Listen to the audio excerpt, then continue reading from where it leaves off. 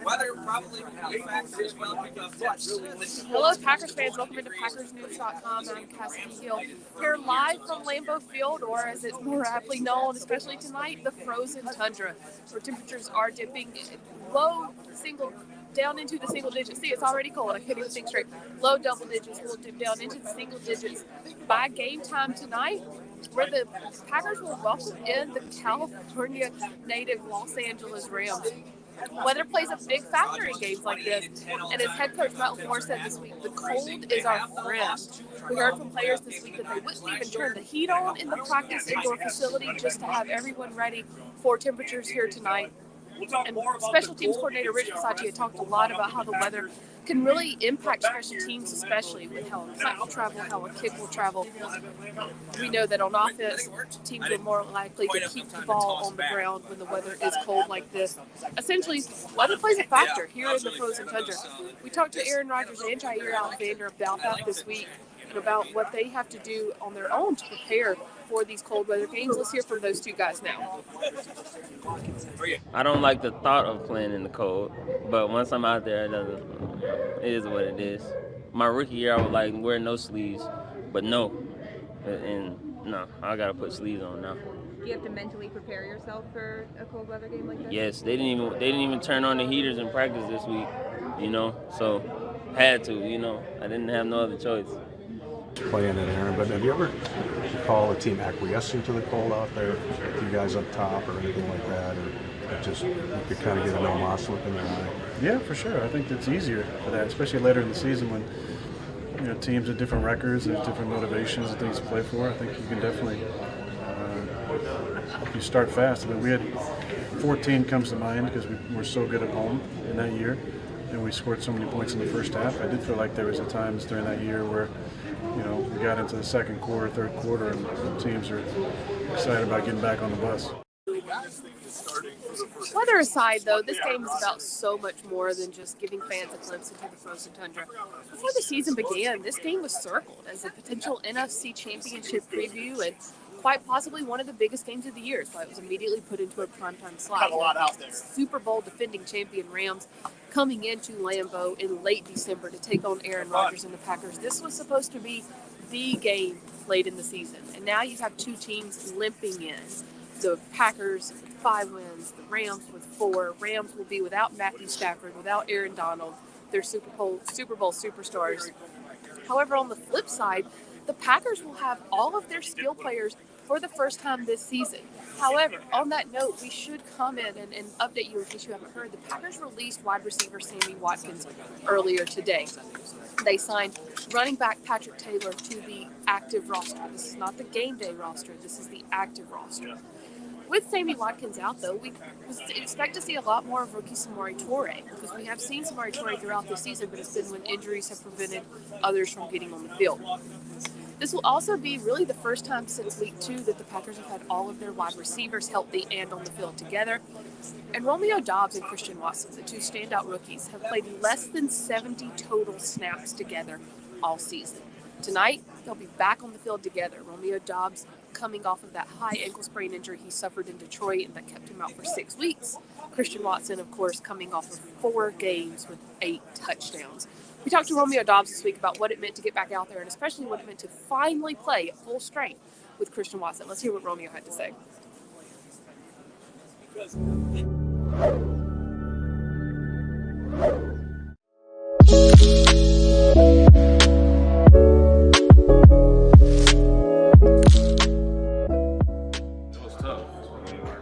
The way how it happened, it wasn't like I purposely did something. It was just out of my control, and I've had to continue to tell myself that every single day up to this point. The way how everything happened, it just wasn't in my hands. Go out, run around, catch the ball, very first play of the game, and I get an ankle sprain. It's just unfortunate, but sometimes you just gotta figure out ways to get through the day, deal with it, have small goals. It was tough. Obviously, it's new for me.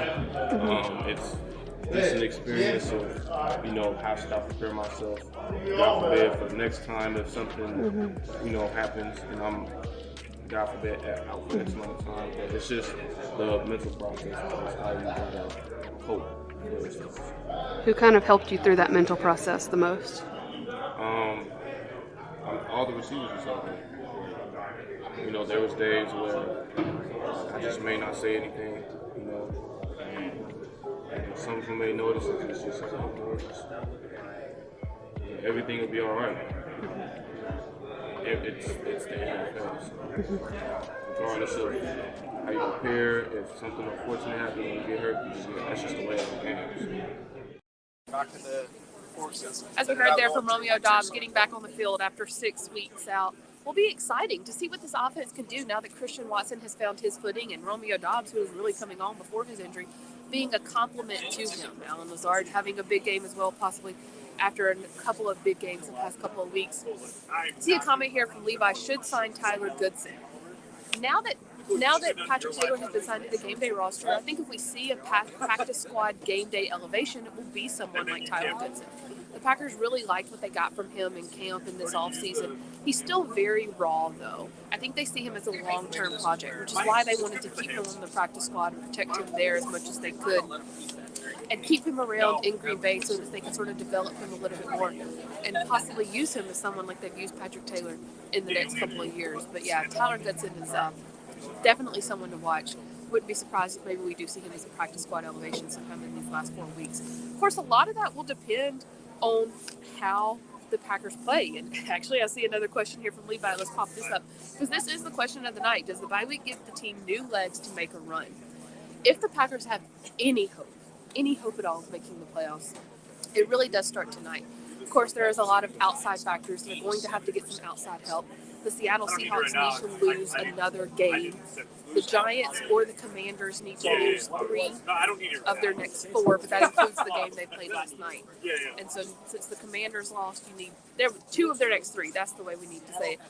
The Commanders need to either lose 2 of their next 3 or the Giants lose all 3 of their next 3. And the Packers need to win their next 4 games.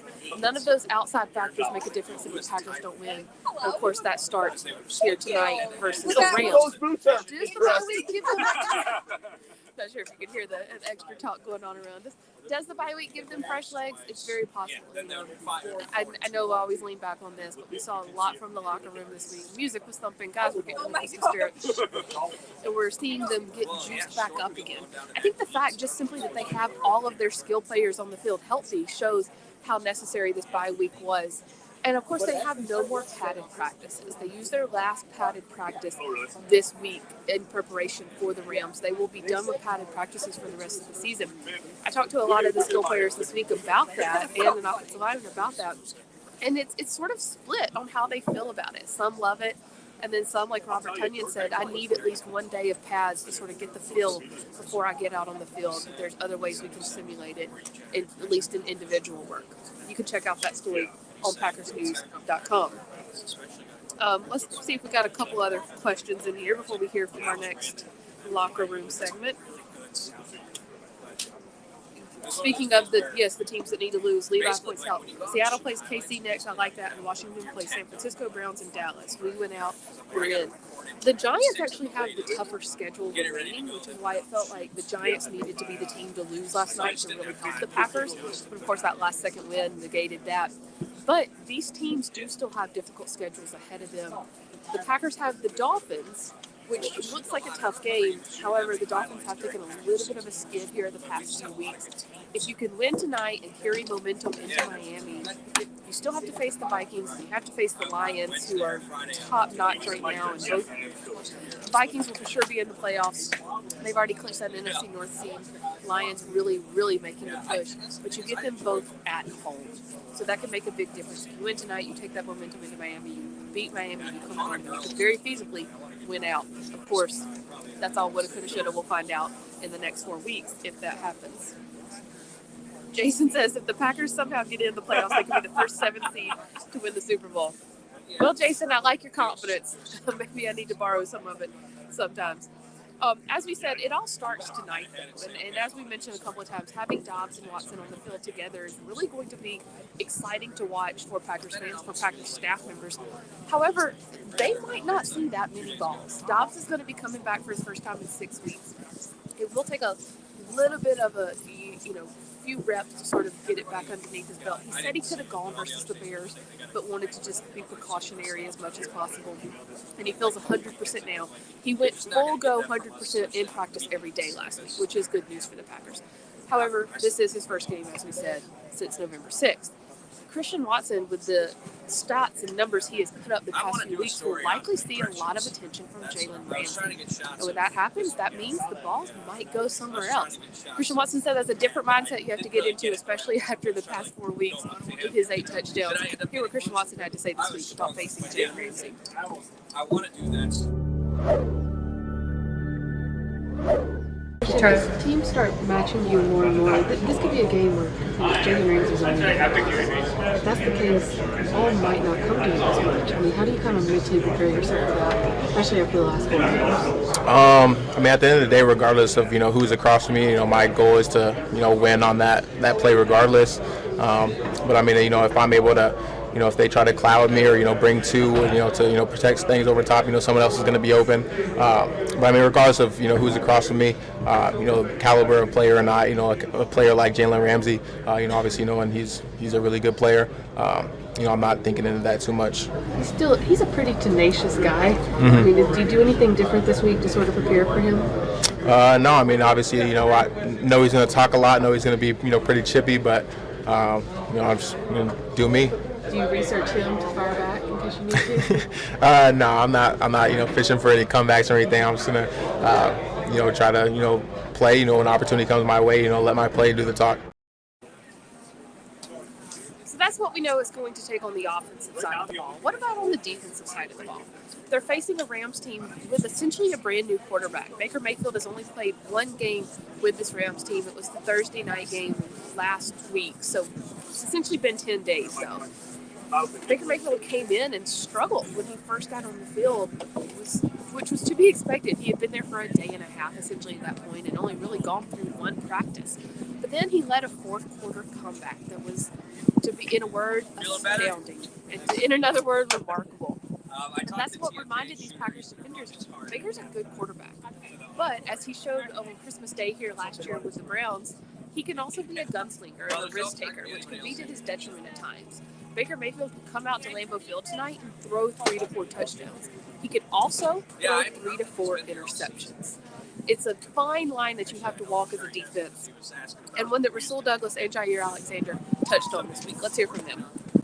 Is that sort of what you have to kind of remind yourself with Baker, that he might throw 3 or 4 touchdowns, but he also might throw 3 or 4 interceptions, so just wait for your moment? Yeah. I mean, Baker's a good quarterback. Yeah. I think, with the right game plan and preparation, we should get like 7 interceptions. So that's how I feel. I think Sewell had the one at the end, and I think maybe there was another one. Yeah, it was like 4, about 4, but 7 this year. So that's where the Packers stand with Baker. As Jair Alexander said, they're shooting for 7 interceptions tonight. Jair must be running with the same confidence that Jason had about the 7th seed winning the Super Bowl.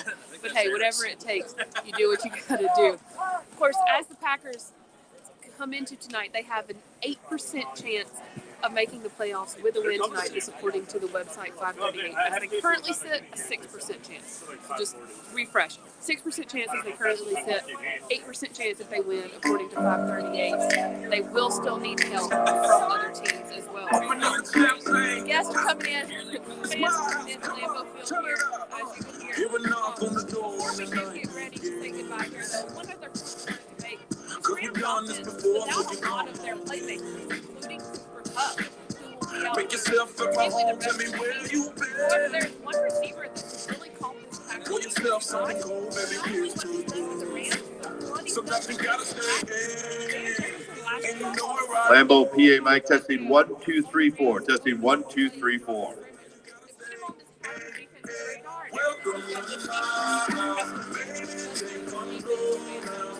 you can tell with the offense now, it seems like Baker is, finding his way, trying to find his rhythm and his guys.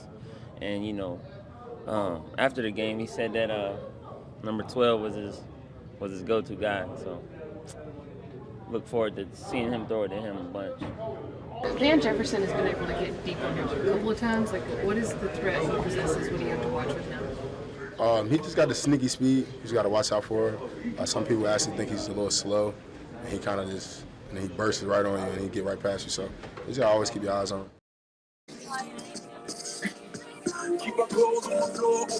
Okay, guys, as I saw one of the comments there, Flo Rida is kind of drowning everything out here on this. We do apologize for that. We're going to go ahead and say goodbye. Make sure to check our predictions on PackersNews.com. Packers win 31-24 against the Rams. Make sure to go to PackersNews.com as the Packers make the Rams